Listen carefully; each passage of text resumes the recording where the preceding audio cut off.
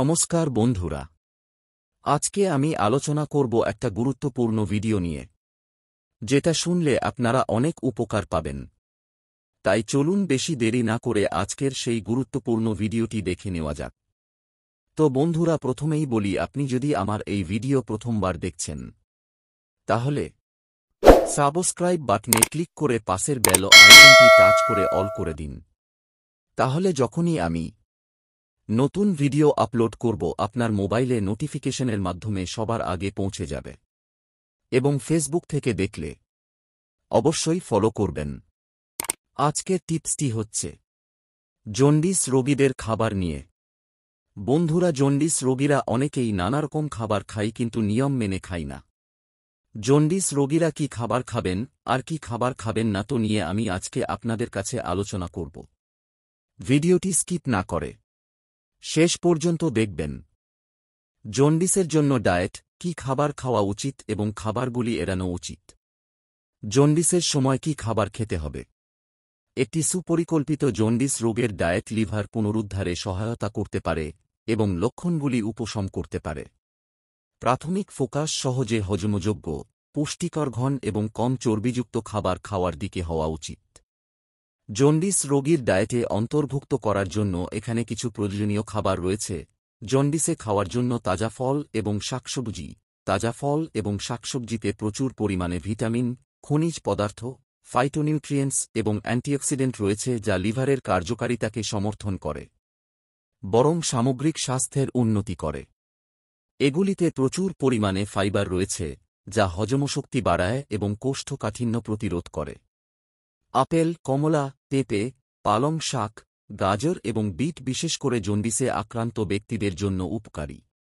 আপনি এই ফল এবং শাকসবজিকে বিভিন্ন আকারে অন্তর্ভুক্ত করতে পারেন, যেমন জুস, সুদি বা তাদের পুষ্টি ধরে রাখার জন্য হালকাভাবে রান্না করা। উচ্চমানের প্রোটিন। প্রোটিন খাদ্যের একটি অপরিহার্য ম্যাক্রোনিউট্রিয়েন্ট যা টিস্যু মেরামত করতে সাহায্য করে এবং লিভার ফাংশনকে সমর্থন করে।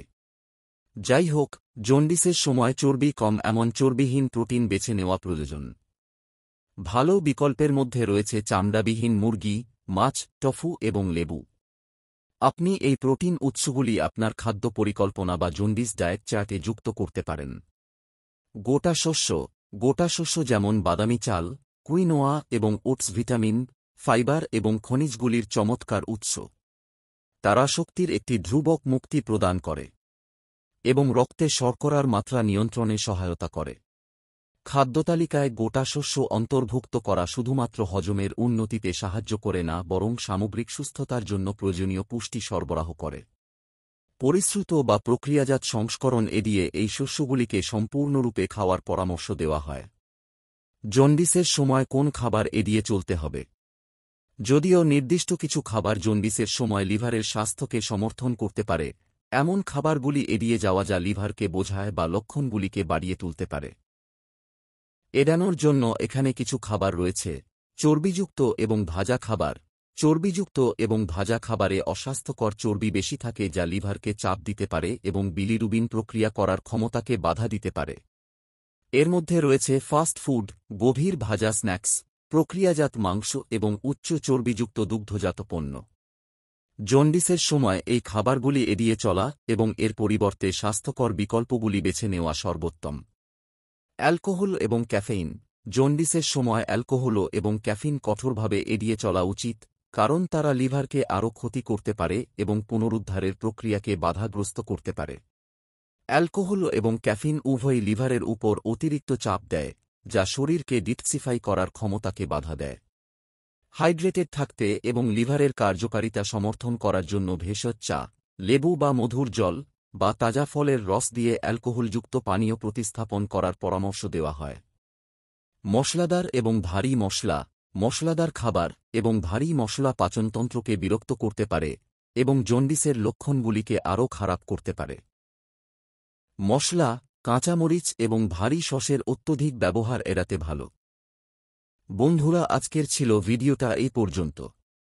যদি ভিডিওটা ভালো লেগে থাকে বা হেল্পফুল মনে হয়, তাহলে অবশ্যই ভিডিওটাতে লাইক, কমেন্ট, সাবস্ক্রাইব করে যাবেন এবং শেয়ার করে আপনার বন্ধুদের দেখার সুযোগ করে দেবেন।